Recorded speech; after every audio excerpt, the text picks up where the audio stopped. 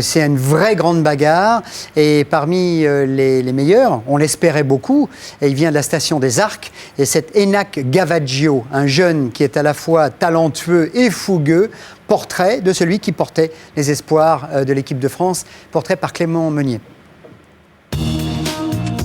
Libre, seul dans la poudreuse de l'Alaska, à dévaler la pente par pur plaisir. Sensation garantie pour Enak Gavaggio.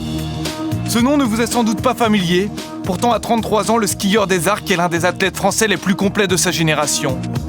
Freerider hors pair, amateur de base jump, chute libre ou parapente, Dark Lord, comme il est surnommé dans le milieu, est l'une des légendes du ski cross qu'il a découvert en 98 aux Deux Alpes par le plus grand des hasards. Je vois sur des prospectus compétition de ski cross, la première épreuve organisée en France, 8000 francs à gagner, et moi j'avais pas de bagnole et je me suis dit mais là si je gagne, je m'achète une bagnole, c'est génial. Et du coup je suis parti là-bas dedans, je connaissais pas du tout et paf je gagne, paf je m'achète une voiture. 2 mois après, je me retrouve aux X Games, que je gagne, et paf, le ski cross a commencé comme ça pour moi. Les X Games, la référence dans le domaine des sports alternatifs. Un titre donc et 7 médailles au total pour l'Arcadien. Souvent en marge des circuits traditionnels, le garçon, un tantinet rebelle, veut profiter de l'arrivée du ski cross au JO pour marquer un peu plus de son empreinte la discipline. Il n'a en tout cas pas lésiné sur sa préparation. Stage à Ushuaïa avec l'équipe de France, entraînement physique intense, choix du matériel.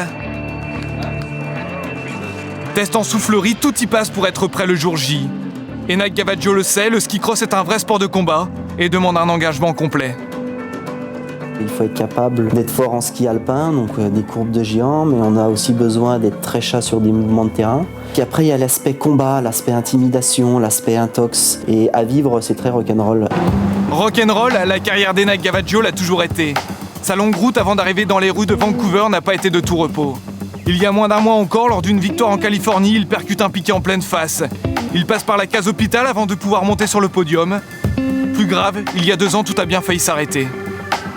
J'ai eu 2 années là vraiment galère avec un accident où je me suis littéralement tout cassé, du dos en passant par le sternum, le pubis et compagnie. Du coup, j'ai mis presque 2 ans pour revenir de la blessure, pour ne plus avoir aucune douleur, et je suis passé du top 3 monde au 30e rang.